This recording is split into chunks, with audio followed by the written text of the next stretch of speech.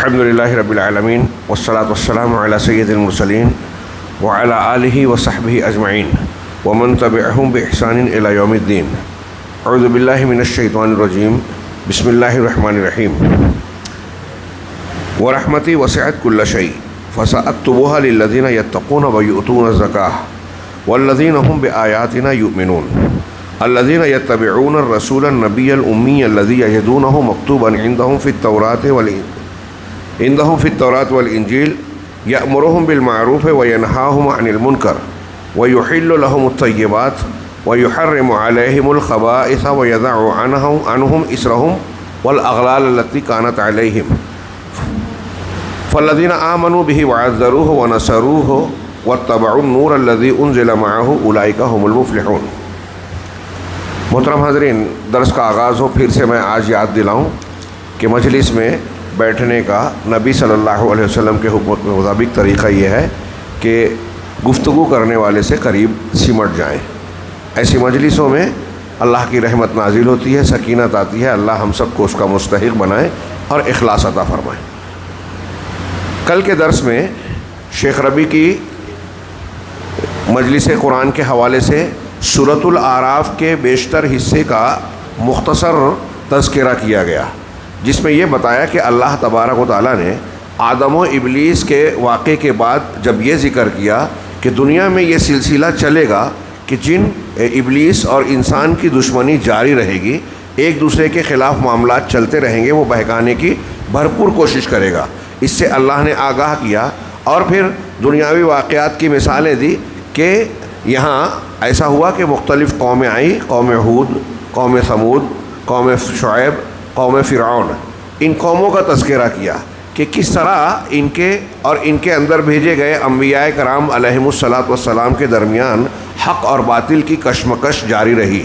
جو باطل پر رہے، ظاہر سی بات ہے کہ وہ ابلیس اور شیطان کے راستے پر اس کے بہکاوے میں آتے رہے اور اس راستے پر چلتے رہے، اور جو لوگ حق پر قائم رہے وہ انبیاء کے طریقے پر اور اللہ تبارک و تعالیٰ کے حکم کے مطابق کہ تم دشمن رہو گے میرے پاس، جب تمہارے پاس جب میری ہدایت آ جائے تو تم اس کی اتباع کرنا، اس پر قائم رہے.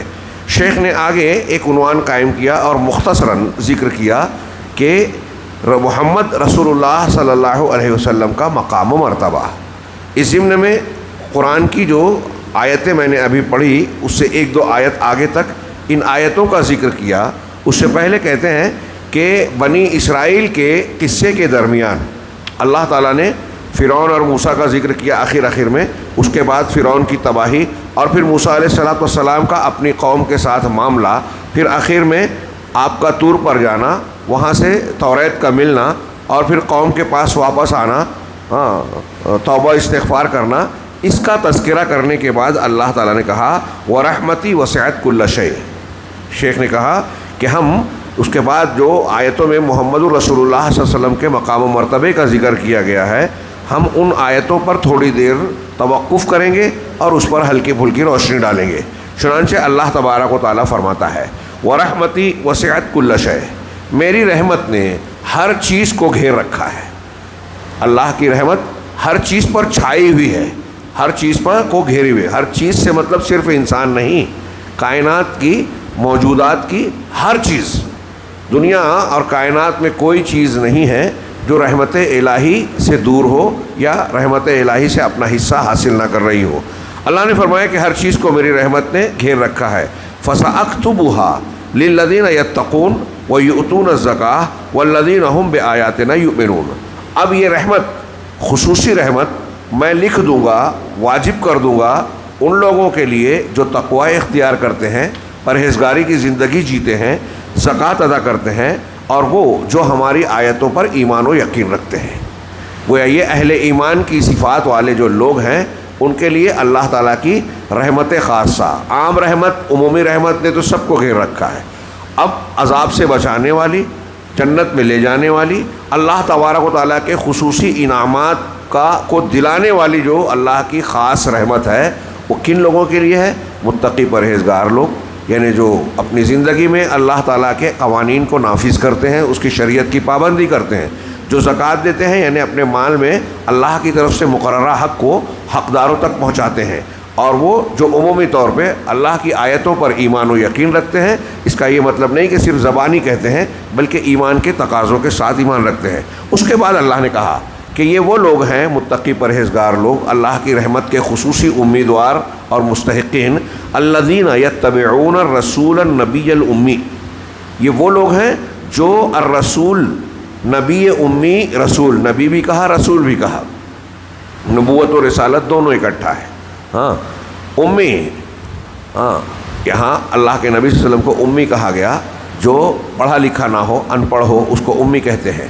نبی صلی اللہ علیہ وسلم کا امی ہونا یہ آپ کے رسول برحق ہونے کی بہت بڑی دلیل ہے کہ آپ نے کہیں کچھ پڑھا نہیں، پڑھنا لکھنا جانتے نہیں تھے، اس کے باوجود آپ کی تعلیمات ایسی جس میں کوئی جھول نہیں۔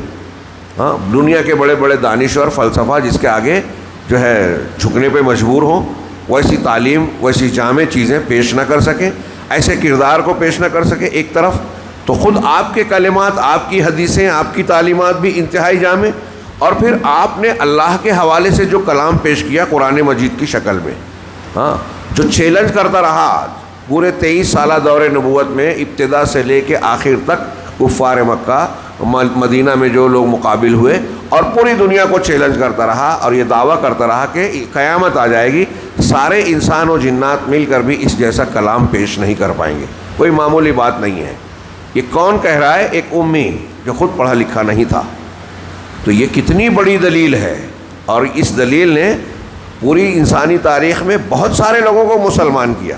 ہم لوگوں نے پیغام قرآن کے سلسلے میں قرآن، حدیث، اور پھر اس کے مقابلے میں سائنس اور تحقیقات کا تھوڑا سا موازنہ پیش کیا ہے، اس میں ایسی کئی مثالیں ہیں۔ ہاں امریکہ، یورپ، دوسرے ملکوں کے، مغربی اور دوسرے ممالک کے بہت سارے سائنٹسٹ اور مختلف فنون کے ماہرین نے اپنے فن میں جب کمال حاصل کیا، اور پھر دیکھا کہ محمد صلی اللہ علیہ وسلم اس سلسلے میں یہ کہہ رہے ہیں، قرآن یہ کہہ رہا ہے، تو حیرت زدہ رہ گئے۔ انہوں نے یہ اعتراف کیا کہ 1400 سال پہلے محمد صلی اللہ علیہ وسلم تو ایک امی شخص تھے، اس وقت اس زمانے میں کسی پڑھے لکھے دانشور، بہت تعلیم یافتہ انسان کے لیے بھی وہ باتیں بتانا ممکن نہیں تھا جو انہوں نے بتائی، اور آج کے دور میں یہ 150 سال میں ہم نے وہ تحقیق کر کے معلوم کیا کہ یہ حقیقت ہے جو آج معلوم ہو رہی ہے سائنسی تحقیق سے۔ وہ 1400 سال پہلے ایک ایسا شخص جو صحرا میں پیدا ہوتا ہے، جس نے کہیں تعلیم حاصل نہیں کی، وہ پیش کر رہا ہے، اور وہ بالکل صحیح بصحیح، حرف بحرف صحیح ثابت ہو رہی ہے۔ یہ بہت بڑی دلیل ہے آپ کے سچے نبی ہونے کی۔ تو اتنا ہی نہیں، اللہ نے فرمایا کہ وہ لوگ جو اتباع کرتے ہیں رسول نبی امی، رسول کی، جسے وہ الذی یجدونہ، جسے وہ پاتے ہیں مکتوباً عندہم، اپنے پاس لکھا ہوا، فی التوراۃ والانجیل، توریت میں بھی اور انجیل میں بھی۔ یہ خود نبی صلی اللہ علیہ وسلم کے سچے رسول ہونے کی بہت بڑی شہادت ہے۔ آگے شیخ نے اس کا ذکر کیا، اللہ کے نبی صلی اللہ علیہ وسلم کا ذکر توریت انجیل میں ہے، قرآن نے بھی ذکر کیا کہ حضرت عیسیٰ علیہ السلام نے خود کہا میرے بعد ایک نبی آئیں گے جن کا نام احمد ہوگا۔ اس سلسلے میں ہمارے علماء نے کتابیں لکھی کہ پچھلی کتابوں میں محمد صلی اللہ علیہ وسلم سے متعلق جو پیشین گوئیاں ہیں توریت میں، انجیل میں، اتنا ہی نہیں، ہندوستان میں جو ہندو لوگ اپنی وید کی کتابیں مانتے ہیں، ان وید کے بعض ویلومس میں بھی نبی صلی اللہ علیہ وسلم کے اوصاف کا تذکرہ ہے۔ اگرچہ محققین کا کہنا ہے کہ وید آسمانی کتاب ثابت نہیں ہوتی، ہاں، لیکن پھر اس میں کیسے آیا محمد صلی اللہ علیہ وسلم کے اوصاف کا تذکرہ، تو اس کی توجیحات کی ہے۔ ضیاء الرحمن اعظمی صاحب نے ادیان الہند میں یہ تفصیل بیان کی کہ ممکن ہے کہ جو آریہ ہندوستان آئے اور ہندوستانی قوموں کا جن راستوں سے گزر ہوتا تھا، جو گزرگاہیں تھیں، وہاں انبیاء کرام علیہم الصلاۃ والسلام کی دعوتیں پائی جاتی تھیں، عراق، ایران اور مختلف علاقے عرب کے، جہاں حضرت ابراہیم علیہ السلام اور دیگر انبیاء گزرے اور ان کے تذکرے ہوتے تھے۔ تو ہندوستانی قومیں جب وہاں سے گزرتی ہوں تو وہاں کے مذہبی لوگ اور وہاں کے لوگوں میں ان چیزوں کا تذکرہ ہوتا ہو جو ان کے اندر آنے والے انبیاء کی تعلیمات کا حصہ تھی، اور اسے سن کر ان کے علماء نے اپنی کتابوں میں درج کیا ہو۔ ایک یہ توجیہ کی، اور بھی کچھ باتیں کی جا سکتی ہے۔ تو اللہ نے کہا کہ توریت اور انجیل میں جن کو لکھا ہوا پاتے ہیں۔ اب یہ رک کر یہاں صرف ایک جملہ میں کہوں، غور کیجئے کہ یہودی توریت کو ماننے کے دعوے دار، عیسائی انجیل کے، اگر وہ حقیقت میں توریت اور انجیل کو مانے تو محمد صلی اللہ علیہ وسلم پر ایمان لانا پڑے گا. یہ ایک بات سے نہیں ایمان لا رہے ہیں، اس کا مطلب وہ توریت اور انجیل بھی نہیں مان رہے ہیں. ایک نبی کا انکار تمام انبیاء کا انکار ہے. اللہ کی آسمانی کتابوں میں سے ایک کتاب کا انکار تمام کتابوں کا انکار ہے. اور ایک کتاب کو اگر صحیح ڈھنگ سے آدمی مانے ساری کتابوں کو ماننا پڑے گا. یعنی توریت کو مانے گا آدمی تو قرآن اور محمد صلی اللہ علیہ وسلم کو ماننا ہی پڑے گا. انجیل کو مانے گا تو ماننا ہی پڑے گا. جو نہیں مان رہے محمد رسول اللہ صلی اللہ علیہ وسلم کی نبوت اور قرآن کی حقانیت کو، وہ توریت اور انجیل کو بھی نہیں مان رہے ہیں، اگرچہ وہ اپنے آپ کو اہل توریت اور اہل انجیل کہہ رہے ہیں. تو وہ شخص، وہ نبی امی رسول جس کو اپنے پاس توریت میں اور انجیل میں لکھا ہوا پاتے ہیں، یأمرہم بالمعروف وینہاہم عن المنکر، یہ نبی، اس کی شان اللہ تعالیٰ یہ اللہ کے نبی صلی اللہ علیہ وسلم کی شخصیت کے بارے میں، آپ کے کاموں کے بارے میں، آپ کے مقام و مرتبے کے بارے میں بتا رہا ہے. غور کریں اس پر. اللہ کے نبی صلی اللہ علیہ وسلم کی سیرت قرآن تھی، ہاں، اور قرآن کی روشنی میں آپ کی سیرت لکھی جائے تو بہت واضح طور سے مختلف زندگی کے تمام گوشوں پر روشنی پڑے گی کہ وہ نیکی کا حکم دیتے ہیں، برائی سے روکتے ہیں. یہ نبی کی نمایاں ایک صفت. وَيُحِلُّ لَهُمُ الطَّيِّبَاتِ وَيُحَرِّمُ عَلَيْهِمُ الْخَبَائِثَ، اور ان کے لیے طیبات یعنی پاکیزہ چیزوں کو حلال کرتے ہیں، پاکیزہ چیزوں کو حلال کرتے ہیں، اور خبیث ناپاک چیزوں کو یعنی گندی چیزوں کو، نجس چیزوں کو حرام قرار دیتے ہیں. آگے ہم ابھی تھوڑی سی اس کی تفصیل پڑھیں گے. بہت اہمیت کی حامل بات ہے یہ، ہاں، کہ پاکیزہ اور مفید چیزوں کو حلال قرار دینا اور خبیث اور گندی چیزوں کو حرام قرار. 1400 سال پہلے اور آج بھی کسی ایک انسان کے لیے یہ ممکن نہیں ہے کہ وہ دنیا کی تمام چیزوں، سبزیاں ہوں، پودے ہوں، حیوانات ہوں، جانور ہوں، پرندے ہوں، ان کے بارے میں یہ فیصلہ کر پائے کہ یہ خبیث ہے اور یہ طیب ہے. تھوڑی دیر کے لیے سوچئے. سائنس والے آج کہہ رہے ہیں فلاں جانور کا گوشت کھانے میں یہ نقصان ہے، اس میں یہ پایا جاتا ہے، اس میں وہ پایا جاتا ہے. یہ ساری تحقیقات آج ہو رہی ہیں نا، اللہ کے رسول صلی اللہ علیہ وسلم نے 1400 سال پہلے بتائی. اور آج بھی بہت ساری چیزوں کے بارے میں سائنسی تحقیقات، ہاں، گھٹنوں کے بل چل رہی ہے یا جانتی ہی نہیں ہے، اتنا بھی نہیں چل پا رہی ہے. اللہ کے رسول صلی اللہ علیہ وسلم نے اور قرآن نے جو باتیں بتائی وہ فیصلہ کن ہے. ابھی ہم آگے اس پہ تھوڑی سی بات کریں گے کہ یہ حق اللہ کے نبی صلی اللہ علیہ وسلم کو اللہ کی طرف سے ملا اور کسی کو نہیں ہے. آگے ہم پڑھیں گے اس کا. وَيَدَعُ، ان پر خبیث چیزوں کو حرام قرار دیتے ہیں. وَيَدَعُ عَنْهُمْ إِسْرَهُمْ وَالْأَغْلَالَ الَّتِي كَانَتْ عَلَيْهِمْ، اور ان سے اس بوجھ کو اور توق کو ہٹاتے ہیں، کم کرتے ہیں جو ان کے گلوں میں تھا، جو ان کے اوپر لاگو تھا یا جو ان کے اوپر جس کا انہیں پابند کیا گیا تھا. یعنی شریعت میں جو سختیاں تھیں، مثال کے طور پہ شیخ صلاح نے اس کے ضمن میں مثال دی کہ پچھلی شریعتوں میں ایسا تھا کہ اگر کسی نے کسی کا قتل کر دیا ہے تو اس کی سزا صرف قتل ہی ہوگی، جان کا بدلہ جان بس. اسلام میں اس میں اور بھی سہولت دی گئی کہ اگر مقتول کے اولیاء اس بات پر راضی ہو جائیں کہ قتل کے بدلے قتل نہ کرتے ہوئے دیت دے لیں تو اس کی بھی گنجائش ہے، اور انہیں اس بات کا بھی اختیار ہے کہ وہ قاتل کو معاف کر دیں. یہ ہماری شریعت میں مطلب یہ تسامح اور آسانی، اس سے پہلے بات گزری کہ اسلام میں آسانیاں رکھی گئی ہیں. پچھلی شریعت میں یہ تھا کہ اگر کوئی گندگی کپڑے پر لگ جائے تو کپڑے کو کاٹ دینا پڑے گا جس پر لگی ہے، ہمارے یہاں دھو لینا کافی ہے. اس طریقے سے پوری شریعت میں آپ دیکھیں گے کہ اللہ کے نبی صلی اللہ علیہ وسلم نے اور اللہ نے آسانیاں دی ہیں. اللہ نے قرآن میں کہا یرید اللہ بکم الیسر ولا یرید بکم العسر، اللہ تمہارے ساتھ آسانی چاہتا ہے، مشکل اور تنگی نہیں چاہتا. ما جعل اللہ فی الدین علیکم فی الدین من حرج، اور اللہ کے رسول کا بعثت بالحنیفیۃ السمحہ، میں آسان حنیفی دین کے ساتھ بھیجا گیا ہوں. کتنی واضح اور صاف بات ہے. جو انسان کی قدرت میں ہو، فطرت میں ہو، تو ان سے اس بوجھ اور توق کو ہٹاتے ہیں جو ان کے گردنوں میں تھا.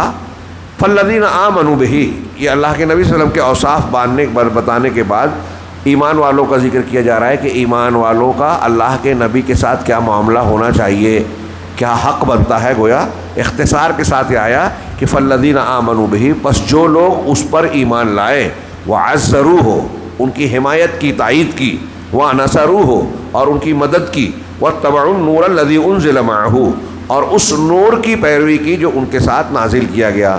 یہاں النور سے مراد کیا ہے؟ بالکل صاف ہے کہ نبی کے ساتھ نور آیا، یعنی قرآن آیا۔ قرآن کو نور کہا گیا، نور ہدایت۔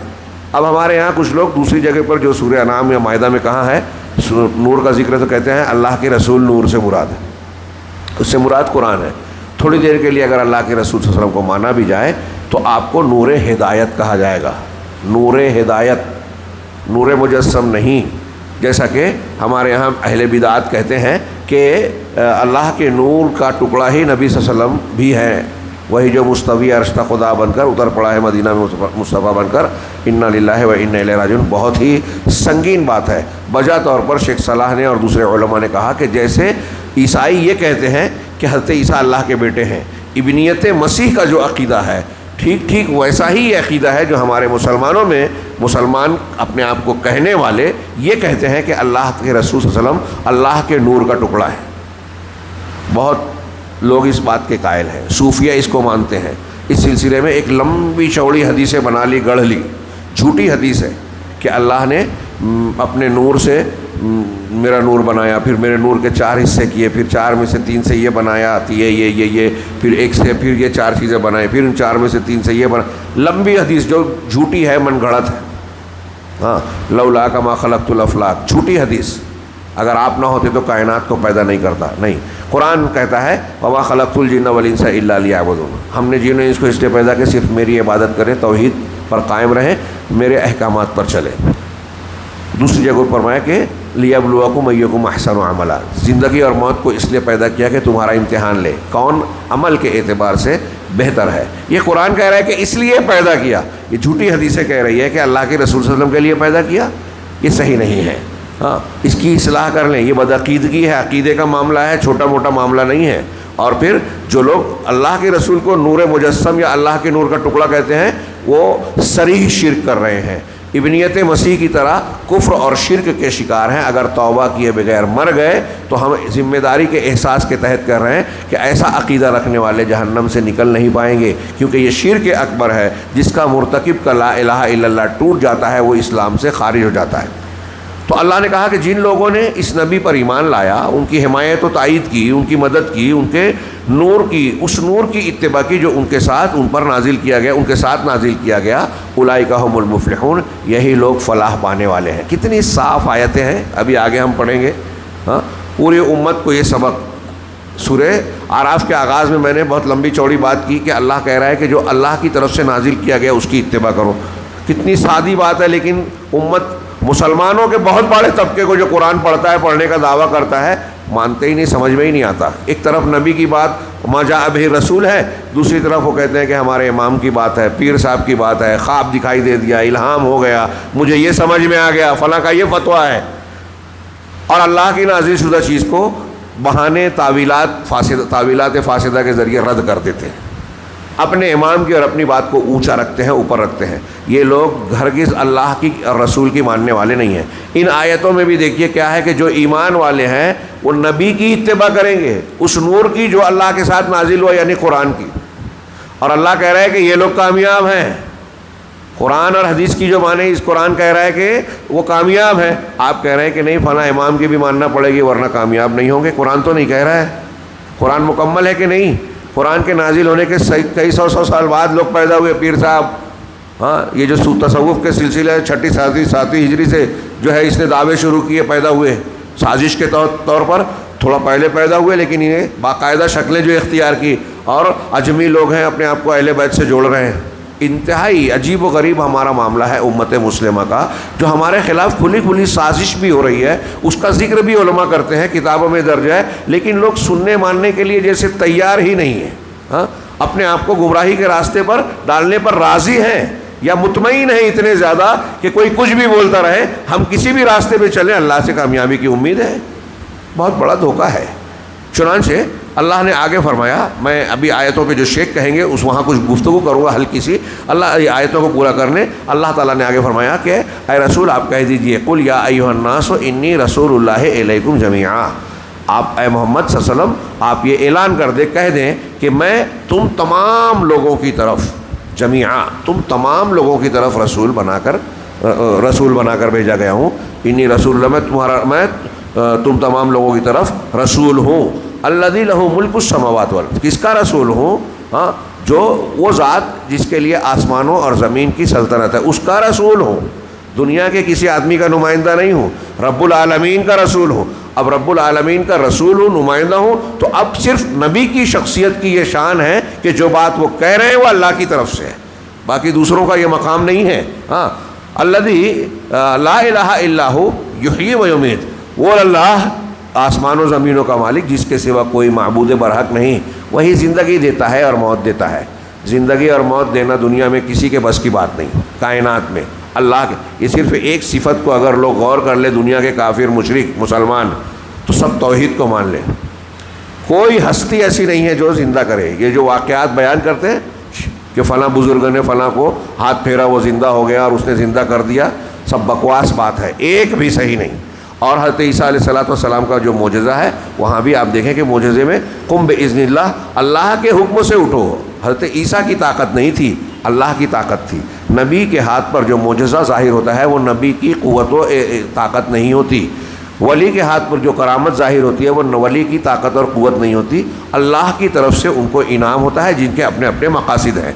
अल्लाह ने आगे फरमाया, फ़आमिनू बिल्लाहि व रसूलिहि नबिय्यिल उम्मी अल्लज़ी युमिनु बिल्लाहि व मलाइकतिहि वत्तबिऊहु लअल्लकुम तहतदून। चुनांचे अल्लाह पर और उसके रसूल पर जो नबी उम्मी है, हाँ, ईमान लाओ।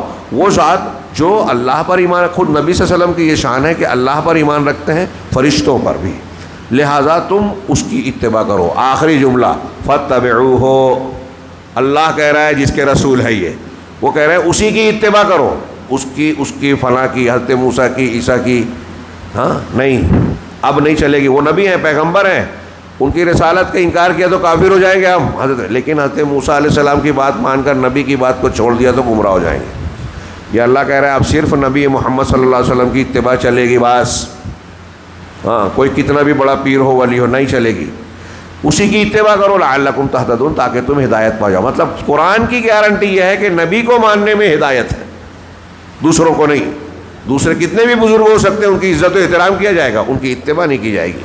हाँ, चुनांचे शेख ये इन आयतों को नकल करने के बाद कहते हैं इला आखिर आयत कह के मुख्तसर शरह की और कहा कि अल्लाह तबारक व तआला ने इन आयतों में मोहम्मद सल्लल्लाहु अलैहि वसल्लम का मकाम व मर्तबा बयान किया, और ये बयान किया कि अल्लाह ताला ने पिछली किताबों में भी मोहम्मद सल्लल्लाहु अलैहि वसल्लम के औसाफ का ज़िक्र किया, जिनमें से बाज़ सिफ़ात को यहाँ इन आयतों में तज़किरा किया है कि वो नेकी का हुक्म देते हैं, बुराई से रोकते हैं, और उनके लिए तय्यबात को हलाल करार देते हैं, खबाइस और गंदी चीज़ों को हराम करार देते हैं। यहाँ अगर हम हलाल और हराम के उसूलों में जाएँ तो बात लंबी हो जाएगी। मैंने कहा था कि थोड़ी सी गुफ्तगू करूँगा। उस थोड़ी सी गुफ्तगू का एक पहलू ये है कि नबी करीम सल्लल्लाहु अलैहि वसल्लम के बारे में कुरान कह रहा है कि ये हलाल और हराम करार देते हैं। क्या नबी सल्लल्लाहु अलैहि वसल्लम को अपनी तरफ से किसी चीज़ को हराम या हलाल कहने का हक़ था? मैं आप लोगों से पूछ रहा हूँ, नहीं था।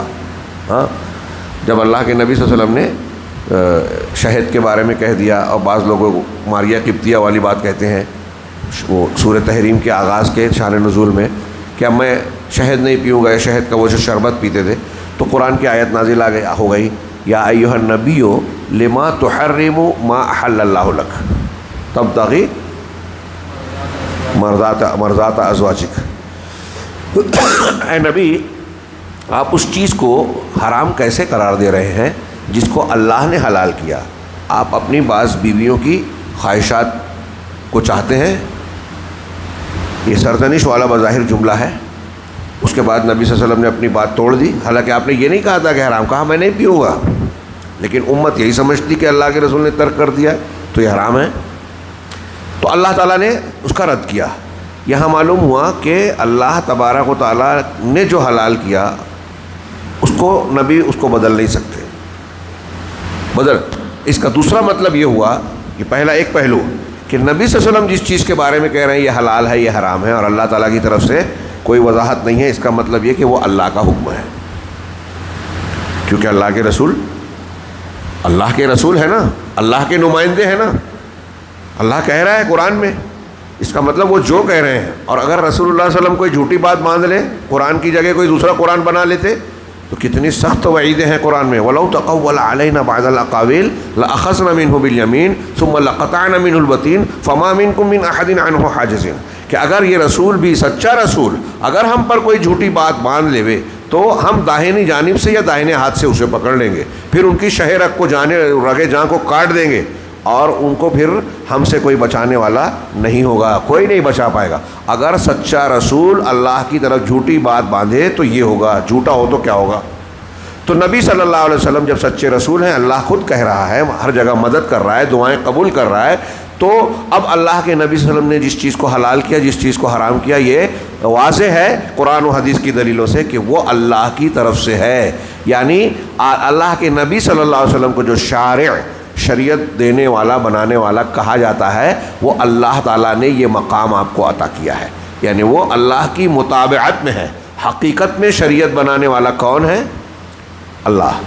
حلال و حرام کرنے کا اختیار صرف اللہ کو ہے. اللہ لہ الخلق والامر، پیدا اس نے کیا، حکم بھی اسی کا ہے. بہت اچھی طرح یہ سمجھیں. آج بہت سارے لوگ تقلید کے نام پہ یہ نہیں سمجھ رہے اور شرک کر رہے ہیں. اگر کوئی انسان، یہ جو میں نے سمجھایا اب اس کے پلٹ کے، اگر کوئی انسان یہ عقیدہ رکھے کہ فلاں امام کو، فلاں بزرگ کو، فلاں پیر صاحب کو بھی حلال اور حرام کرنے کا حق ہے، تو وہ مشرک و کافر ہو جائے گا. پھر سے جملہ دہراؤں کیونکہ ہمارے ہاں لوگ سمجھتے نہیں ہیں. ہاں، بہت سے لوگ یہ مان رہے ہیں کہ ہمارے مولوی صاحب نے حرام کہا ہے تو حرام، امام صاحب نے کہا ہے یہ حرام ہے تو حرام. اللہ تبارک و تعالیٰ کو یہ حق ہے بس، اور اللہ نے اپنے مطابعت میں رسول کو نمائندہ بنایا. مطلب رسول جو کہہ رہے ہیں تو یہ ان کی طرف، اپنی طرف سے نہیں ہے، اللہ کی طرف سے ہے. وَمَا يَنطِقُ عَنِ الْهَوَىٰ إِنْ هُوَ إِلَّا وَحْيٌ يُوحَىٰ. اس اعتبار سے نبی کو بھی یہ حق نہیں ہے. نبی جو کہہ رہے ہیں شارع کہا جا رہا ہے، تو وہ نبی اللہ کی طرف سے نمائندگی کر رہے ہیں، اس اعتبار سے شارع ہیں. بہت اچھی طرح دماغ میں رکھیں. اب اگر کوئی انسان کسی امام کو کوئی کہے کہ میں امام ابو حنیفہ نے جس چیز کو حلال کیا حلال اور جس کو حرام کیا حرام مانتا ہوں، امام شافعی نے، پیر صاحب نے، شیخ عبد القادر جیلانی نے، فلاں اور فلاں بزرگ نے جو کہا، میرے پیر صاحب ہے، میں نے ان کے ہاتھ پہ بیعت کر لی، اب قرآن حدیث میرے کو نہیں معلوم، جو کہیں گے کھاؤ کھاؤں گا، جو منع کر دیں گے رک جاؤں گا، جو کہیں گے کرو کروں گا، جو منع کر دیں گے نہیں کروں گا. اگر ایسا وہ دین مانتا ہے تو اتخذوا احبارہم ورہبانہم اربابا من دون اللہ کے ضمن میں آئے گا کہ انہوں نے اللہ کو چھوڑ کر رہبان، احبار اور رہبان کو، اپنے علماء اور پیر مشائخ کو جو ہے رب بنا لیا. یہ اس ضمن میں آئے گا. تو یہ بات یاد رکھیں کہ اللہ کے رسول کے بارے میں ان آیتوں میں جو کہا گیا کہ وہ خبیث چیزوں کو حرام اور پاکیزہ چیزوں کو حلال کرتے ہیں، یہ ایک پہلو تو یہ شریعت کا، عقیدے کا، یہ دماغ میں رکھ لیں، تشریح کا. دوسرا جو حلال اور حرام کی بحث ہے کہ حلال اور حرام قرآن و حدیث میں واضح ہے. ایک حدیث ہی ہے جس کو دین کی بہت بڑی بنیاد مانا جاتا ہے، نعمان بن بشیر کی، ان الحلال بین، نعمان بن مقرن کی، ہاں، ان الحلال بین والحرام بین. حرام واضح ہے، حلال واضح ہے، ان کے درمیان کچھ مشتبہ امور ہیں. حرام سے تو بچنا ہی ہے. اللہ کے رسول صلی اللہ علیہ وسلم نے اس حدیث میں بتایا کہ مشتبہ اور مشکوک چیزوں سے بھی بچو. جس نے اپنے آپ کو بچا لیا اس نے اپنے دین اور عزت کو بچا لیا. مشتبہ چیزوں سے بھی، ہاں، اس لیے کہ مشکوک چیزیں مینڈ کی طرح ہے. کسی دوسرے کے کھیت کی جو بارڈر ہے اس کو مینڈ کہتے ہیں. اب ایک بکری کو آپ وہاں چرا رہے ہیں مینڈ پر، تو وہ مینڈ سے چرتے چرتے کھیت میں بھی جا سکتی ہے. ایسے ہی اگر کوئی شخص مشکوک چیز میں جائے گا تو چلتے چلتے حرام میں چلا جائے گا. حلال و حرام کا معاملہ بالکل اس طرح سے اللہ تعالیٰ نے، شریعت نے صاف کر دیا. اب جو چیزیں اللہ نے حرام کی اس کو کوئی حلال کرنے والا، جو اللہ نے حلال کی اس کو کوئی حرام کرنے والا نہیں ہے. اپنی زبانوں سے کوئی نہیں کہہ سکتا وَلَا تَقُولُوا لِمَا تَصِفُ أَلْسِنَتُكُمُ الْكَذِبَ هَذَا حَلَالٌ وَهَذَا حَرَامٌ لِتَفْتَرُوا عَلَى اللَّهِ الْكَذِبَ. کہ اپنی زبان سے جھوٹ بولتے ہوئے تم یہ نہ کہو کہ یہ حلال ہے یہ حرام ہے تاکہ اللہ پر جھوٹ افترا پردازی کرو. ان الذین یفترون علی اللہ، کیا ہے یہ سورہ نحل کی آیت ملاحظہ فرمائے. تو ایسا کرنا اللہ پر افترا پردازی ہے، فلاح نہیں پائے گا آدمی. تو اب ایک چیز یہ ہوئی کہ اس میں کتنا احتیاط برتیں حلال و حرام کے سلسلے میں. تیسرا پہلو یہ کہ حلال اور حرام کو جن چیزوں کو کیا، اس میں طیبات اور خبائث کا لفظ اللہ نے استعمال کیا. اس کا مطلب شریعت نے جن چیزوں کو حلال کیا وہ پاکیزہ ہے، مفید ہے انسانوں کے لیے، اس میں نقصان کا پہلو نہیں ہے. اگر کسی کو نقصان ہوتا ہے تو کسی بیماری کی وجہ سے، جیسے ایک آدمی کو ڈاکٹر منع کر دیتا ہے کہ ابھی آپ دودھ استعمال مت کیجیے، دودھ حرام نہیں ہے لیکن اس کی بیماری ایسی ہے کہ اس کو نقصان پہنچائے گا، تو یہ ایک عارضی یا کچھ مخصوص چیز ہے، کسی کو الرجی ہوتی ہے کسی حالات کی سے۔ اب ایک آدمی، ہم لوگوں کو، ہمارے یہاں عادت نہیں ہے لوگوں کو سی فوڈ کھانے کی، آبی حیوانات یعنی مچھلیاں، جھینگا، تو کسی کو اس کی بو برداشت نہیں ہوتی، عادت نہ ہونے کی وجہ سے کھانے میں دقت ہوتی ہے۔ جن کے یہاں ہوتا ہے، جن کی عادت ہوتی ہے، ان کو بالکل برا نہیں لگتا۔ تو یہ علاقائی اعتبار سے طبیعتوں کا فرق ہوتا ہے، کہ کسی کو مچھلی کی بو سے جو ہے برا محسوس ہو رہا ہے تو یہ نہیں کہیں گے کہ مچھلی خبیث ہے۔ ہاں، خباثت اور طیب ہونے کا معیار کیا ہے؟ حلال اور حرام ہونا شریعت کی روشنی میں۔ اگر لوگوں کے ذہن و مزاج پر پورا ہم لوگ معیار وہ رکھیں گے تو اس میں دقت آئے گی۔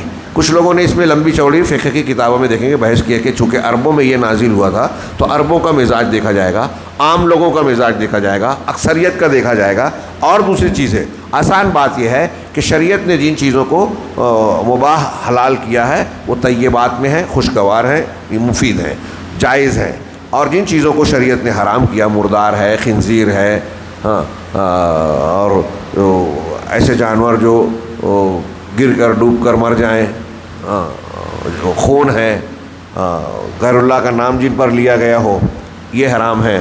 ہر ایک جامع حدیث اللہ کے رسول صلی اللہ علیہ وسلم کی کہ ہر ذی کل ذی ناب من السباع، ہر ناب والا، جو دانت پھاڑ کر کھانے والے جو جانور ہوتے ہیں، تو وہ درندہ جو دانت سے پھاڑ کر کھاتا ہے، وذی مخلب من الطیر، اور وہ پرندہ جو پنجے سے نوچ کر کھاتا ہے، ہاں، فہو حرام، وہ حرام ہے۔ ایک حدیث ایک لائن کی ہے، آپ اس کی لسٹ بنا لیجئے پوری، کتنی زبردست بات ہے، 1400 سال پہلے بتائی۔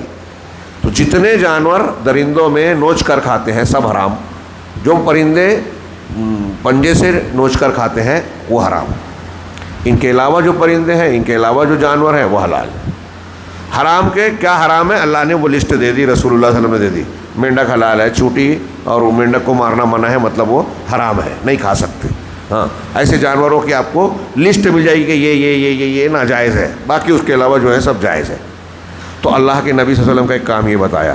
اب شیخ نے آگے کہا کہ طیبات وہ چیزیں ہیں جس کو عقلیں مستحسن اور اچھا سمجھتی ہیں اور اس کا احترام کرتی ہیں، اس کو اچھا جانتی ہیں، اور اس سے وَتَسْتَفِيدُ مِنْهَا الْأَبْدَانُ وَتَسْتَفِيدُ مِنْهَا الْعُقُولُ، جس سے انسانوں کے جسم اور انسانوں کی عقلیں فائدہ اٹھاتی ہیں۔ یعنی ان چیزوں کو استعمال کرنے سے ہمارے جسم کو بھی طاقت ملتی ہے اور ہماری عقل کو بھی۔ اب شراب پینے سے عقل بہک جاتی ہے، نشے میں آ جاتا ہے انسان، ہاں، بوجھل ہو جاتا ہے سر، تو عقلوں کو نقصان ہوتا ہے نشے کی چیزوں سے، اس کو بھی اللہ نے حرام کیا۔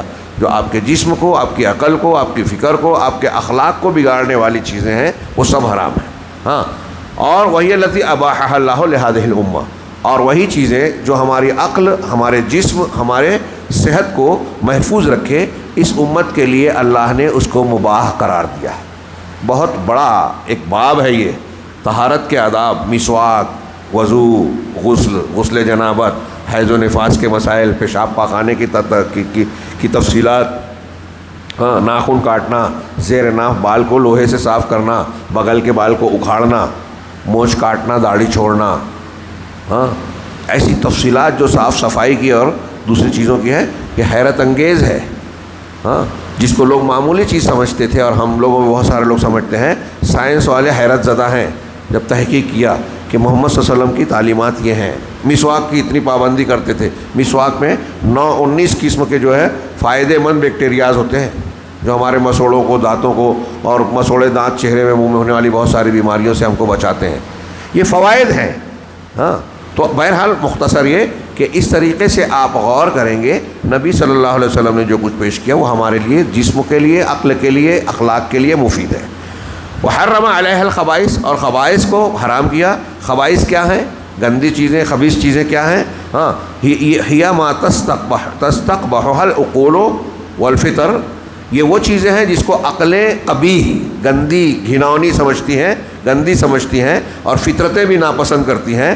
اسی طریقے سے وَتَسْتَنْكِرُهَا مِنَ الْمُحَرَّمَاتِ الْخَبِيثَةِ، اور جس کو حرام، خبیث، حرام چیزوں میں سے جن چیزوں کو ناپسندیدگی کی نگاہ سے دیکھتی ہے، انکار کرتی ہے، جس کو طبیعت قبول نہیں کرتی، جیسے اب یہ جو خبائث میں سب اخلاقیات والی بات بھی آ گئی، چنانچہ انہوں نے کہا کہ شراب ہے، زنا ہے، خنزیر کا گوشت کھانا ہے، مردار کو کھانا ہے، حرام چیزوں میں پڑ جانا ہے، ہاں، جس کا ذکر سورہ مائدہ میں گزرا پہلے. تو جن چیزوں کو حرام کیا وہ اخلاقیات میں، جیسے آپ زنا کا بھی انہوں نے ذکر کیا، بدکاری، زنا، غیبت، وہ بھی آ جائے گی. گندے اخلاق ہیں، خبیث چیزیں ہیں، معنوی اعتبار سے یہ خبیث چیزیں. ہاں، تو بہرحال اللہ کے نبی صلی اللہ علیہ وسلم نے خبیث چیزوں سے منع کیا اللہ کے حکم سے. فبعث بهذه الشریعۃ السمحہ، چنانچہ اللہ کے رسول صلی اللہ علیہ وسلم کو اس آسان شریعت کے ساتھ بھیجا گیا، التی لا آثار فیہا ولا اغلال، جس میں نہ بوجھ ہیں اور نہ طوق ہیں، نہ گرانی ہیں. کیونکہ کیونکہ بنی اسرائیل کی شریعت میں بوجھ اور طوق تھے، جس کو اللہ تبارک و تعالیٰ نے ان کی سرکشی اور مخالفتوں کی وجہ سے ان پر عائد کیا تھا. بعض سختیاں بنی اسرائیل پر جو کی گئی ان کے تمرد کی وجہ سے. گائے ذبح کرو بولا گیا، 10 سوال کر رہے ہیں، رنگ کیسا ہو، دکھنے میں کیسی ہو، ابھی ہم کو سمجھ میں نہیں آئے اور وضاحت کیجیے، ہے نا سورہ بقرہ میں. ایسے کھود و کرید کر رہے ہیں. اسی طریقے سے بعض اور بھی انہوں نے شرارتیں کی، تو جیسے جیسے ان کی شرارت ہوتی تھی ویسے ویسے ان پر پابندیاں عائد کی گئی. تو ان کی مخالفتوں کی وجہ سے اور تمرد کی وجہ سے ان پر کئی بوجھ اور سختیاں ڈال دی گئی تھیں. اور جب انہوں نے موسیٰ علیہ الصلوۃ والسلام کی شریعت کے سلسلے میں تمرد، سخت روی اختیار کی، اللہ تبارک و تعالیٰ نے ان پر بوجھ اور سختیاں اور طوق اور بوجھ اور ڈال دیا. وبعث اللہ محمد، اور اس کے بالمقابل محمد صلی اللہ علیہ وسلم کو اس آسان ہلکی شریعت کے ساتھ بھیجا، جس میں کوئی بوجھ نہیں ہے، کوئی طوق نہیں ہے، کوئی دقت و پریشانی کا معاملہ ہے ہی نہیں. بلکہ جہاں ہم پر کوئی چیز عائد بھی ہے، اگر کوئی دشواری، رکاوٹ، عذر آ گیا، وہاں اور سہولت ہو جاتی ہے. آج کی زبان میں کہہ لیں کہ سبسڈی اور جو ہے آسانی ہو جاتی ہے. کہ بھائی رمضان آیا، روزہ فرض ہے، بیماری آ گئی، سہولت مل گئی. سفر میں آ گئے، سہولت مل گئی. عورتوں کو حیض نفاس، سہولت مل گئی. اسی طریقے سے آدمی کو پانی سے غسل کرنا ہے، وضو کرنا ہے، نہیں مل رہا ہے، یا پانی ہے اور اتنا بیمار ہے کہ پانی کو چھو نہیں سکتا، بیمار پڑ گیا، بہت سخت بخار ہے، تیمم کر لے. پانی کے بجائے تیمم، کھڑے ہو کے نہیں پڑھ سکتا، بیٹھ کے پڑھ. ہر حکم میں یہ آپ کو یہ سہولیات اور آسانیاں ملے گی. دنیا کی کسی شریعت اور دین میں یہ خوبی نہیں ملے گی آپ کو، معمولی بات نہیں ہے. کہہ رہے ہیں الشاہد من هذه الآیت، ان آیتوں سے جو شاہد ہے، جو ثابت کرنا ہے، وہ یہ ہے محمد صلی اللہ علیہ وسلم کا مقام و مرتبہ، اور آپ کی اس شریعت کا مقام و مرتبہ جو دنیا کی تمام شریعتوں میں، بلکہ اللہ تعالیٰ نے پہلے جو شریعت نازل کی ان میں بھی سب سے ممتاز ہے، سب سے جامع اور کامل ہے. اور اسی طریقے سے اس کا آپ صلی اللہ علیہ وسلم کا وہ مرتبہ جو اللہ تبارک و تعالیٰ نے آپ کو تمام انبیاء کرام کے بیچ میں فضیلت کے ساتھ عطا فرمایا ہے. ہاں، کہ آپ کو سب سے اونچا مقام دیا، کہ وہ پہلے کتابوں میں جن کا تذکرہ ہے، جو نبی پہلے آ رہے ہیں ان کو بتا رہے ہیں کہ ایسا نبی آنے والا ہے بار بار. اس کا مطلب یہ کہ آپ کو خاص فضیلت اور امتیاز حاصل ہے. یہیں سے یہ پتہ چلا کہ محمد صلی اللہ علیہ وسلم پر نبوت کا خاتمہ ہونے والا ہے، اور آپ تمام رسالتوں کو ختم کر دینے والے ہیں. آپ کے بعد اب پیغام رسالت، نبوت کا کوئی حصہ باقی نہیں رہے گا. خواب والا جو حصہ ہے تو وہ شریعت سازی کے لیے نہیں ہے، یہ بندے اور اللہ کے درمیان ہے. اللہ کے رسول نے کہا کہ یہ خواب جو ہے نبوت کا 46واں حصہ ہے، سچا خواب، لیکن یہ مومن بندے کے لیے بشارت ہے بس. اب اس کو بتا کے کوئی بولے کہ میں نے خواب میں اس کو دیکھ لیا اور یہ بتا دیا، تو یہ کسی کی شریعت نہیں چلے گی. وہ تمام امت کا اتفاق ہے کہ خواب سے شریعت میں کوئی چیز ثابت نہیں ہوتی. خیر، تو رسالت ختم ہو گئی نبی صلی اللہ علیہ وسلم پر. ہاں، فیا ایھا الشباب، شیخ نے آخر میں کہا کہ اے نوجوانوں، ہاں، اللہ تبارک و تعالیٰ نے اس امت کو اپنے رسول اللہ صلی اللہ علیہ وسلم کے ذریعے سے عزت بخشی، جو کہ سب سے اکرم، سب سے افضل رسول ہے. تمام رسولوں میں جن کا مقام و مرتبہ سب سے اوپر ہے. آپ کی شخصیت سب سے کامل، آپ کی شخصیت اور تعلیمات سب سے جامع. وَأَكْرَمُهَا اور اللہ تبارک و تعالیٰ نے اس رسالت کے ذریعے سے ہم کو اور آپ کو عزت بخشی ہے، اعزاز اور انعام دیا ہے، جو بہت سارے امتیازات سے متصف ہے. یعنی ایسی خوبیاں دی ہیں ہم کو اس امت کو اللہ تعالیٰ نے جو پچھلی امتوں اور دوسری قومیں جس سے محروم ہیں. ہاں ومنہا انہی میں سے ایک نعمت یہ ہے، تعلیم یہ ہے کہ انبیاء کرام کا احترام کیا جائے. ہاں انبیاء کرام کا احترام کیا جائے. اب توریت اور انجیل کا ذکر ہے، ہم محمد الرسول اللہ صلی اللہ علیہ وسلم کی شریعت کے پابند ہیں، لیکن اس کا یہ مطلب نہیں کہ پچھلے انبیاء کی شان میں کوئی گستاخی کریں. ان کا احترام ضروری ہے، ان کی شریعت کو کے پاس و لحاظ ضروری ہے. اسی طریقے سے کہہ رہے ہیں، اور اسی طریقے سے اللہ کی توحید کے سلسلے میں آپ کی ان انبیاء کی اتباع کرنا ہم پر فرض ہے، تمام انبیاء کی بات ماننا. اور انہی میں سے انبیاء کی پیروی کا حصہ یہ بھی ہے اور توحید کا حصہ یہ بھی ہے کہ جو خبائث ہیں اور نبی کی شریعت نے، قرآن نے جس کو حرام کیا، ہم اس کو حرام مانیں، اور جو پاکیزہ اور طیب چیزیں ہیں ان کو حلال مانیں. اور اس میں آسانی ہے اور بوجھ اور توق سے انسان کو نجات دلائی گئی ہے جو ہم سے پہلے کے لوگوں پر فرض تھی. چنانچہ ہمیں اللہ تبارک و تعالیٰ کی حمد بیان کرنا چاہیے اور شکر ادا کرنا چاہیے جس نے ہماری طرف اس رسول کامل کو بھیجا، اور والذی بعثہ بہذہ الرسالہ، اور جس کو اس کامل رسالت کے ساتھ ہم پر بھیجا. لہذا ہمارا فرض ہے کہ ہم ان کی اتباع کریں اور ان کی اطاعت کریں، اور نبی صلی اللہ علیہ وسلم نے جو کچھ قرآن اور حدیث کی شکل میں ہم تک پہنچایا ہے ان میں سے کسی بھی چیز میں ان کی جانتے بوجھتے مخالفت نہ کریں. نہ جانتے ہوں، طاقت نہ ہو، یہ سب عذر الگ چیزیں ہیں، لیکن اللہ کے نبی صلی اللہ علیہ وسلم کی مخالفت نہ کریں. یہ جو شیخ اتنی عاجزی سے کہہ رہے ہیں یہ بہت ضروری تعلیم ہے. سیدھی سادی آپ کہیں گے کہ ہم سنتے رہتے ہیں، لیکن مسلمانوں میں اکثریت اس کو مانتی نہیں ہے. ایک آدمی اگر جماعت اسلامی سے تعلق رکھتا ہے تو اب مولانا مودودی صاحب کی سمجھ میں جو بات آ گئی ہے، ہاں وہ اسی کو فالو کرے گا. اس کو بتائیں کہ بھائی ان سے فلاں معاملے میں غلطی ہو گئی ہے، ٹھیک ہے وہ عالم تھے، اچھی نیت تھی، لیکن انسان سے غلطیاں ہوتی ہیں ٹھوکر. کہ انہوں نے صحابہ کرام پہ جو تنقید کی، غلطی کی، انہوں نے عقیدے کے فلاں معاملے میں غلطی کی، انہوں نے تحریک اسلامی کے نام پر جو فکر پیش کی، جو لا الہ الا اللہ کی تشریح کی، اس میں غلطی کی. جب ہم یہ بتاتے ہیں تو ان کو فالو کرنے والا ماننے کو تیار ہی نہیں ہے. پیر صاحب کی بیعت کرنے والا، قادری، چشتی، نقشبندی، سہروردی، رفاعی، تیجانی، جس سلسلے کو جو مان رہا ہے وہ اپنے سلسلے کی کسی بات کو کتنی بھی قرآن و حدیث کے خلاف ہو جائے ماننے کو تیار ہی نہیں ہے. رسم و روایت کے خلاف ماننے کو لوگ تیار ہی نہیں ہیں. نبی صلی اللہ علیہ وسلم کی حدیثیں آ جاتی ہے، بتائی جائے، کہا ٹھیک ہے مانتے ہیں، لیکن ہمارا مسلک یہ نہیں ہے، اس لیے اس حدیث پر ہم عمل نہیں کر سکتے، یعنی اس بات کو ماننے کے لیے تیار ہی نہیں ہے. پھر کیسے آپ کہتے ہیں کہ ہم کو بہت سمجھتا ہے، مانتے ہیں؟ آپ کچھ نہیں سمجھتا. آپ کو قرآن 10 مرتبہ ختم کے 1 مرتبہ بھی آپ نے نہیں پڑھا.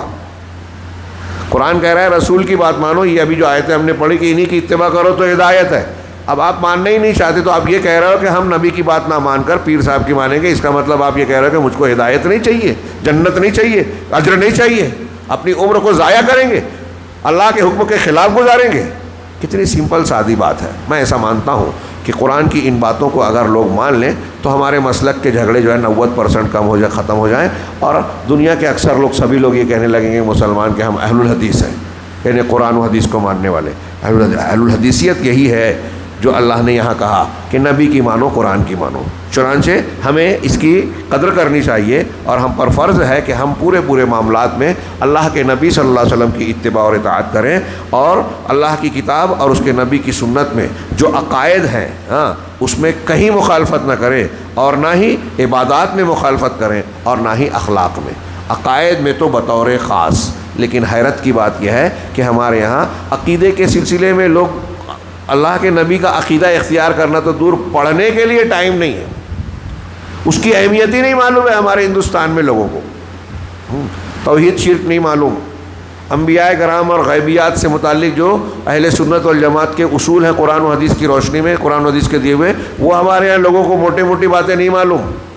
لا الہ الا اللہ ہمارے ہندوستان کے بہت سارے لوگوں کو، پڑھے لکھوں کو، جاہلوں کی بات چھوڑیے، اگر آپ پوچھیں کہ لا الہ الا اللہ کی شرائط کیا ہیں، تقاضے کیا ہیں، تو مجھے لگتا ہے کہ بہت سارے لوگ اس میں سے جواب نہیں دے پائیں گے.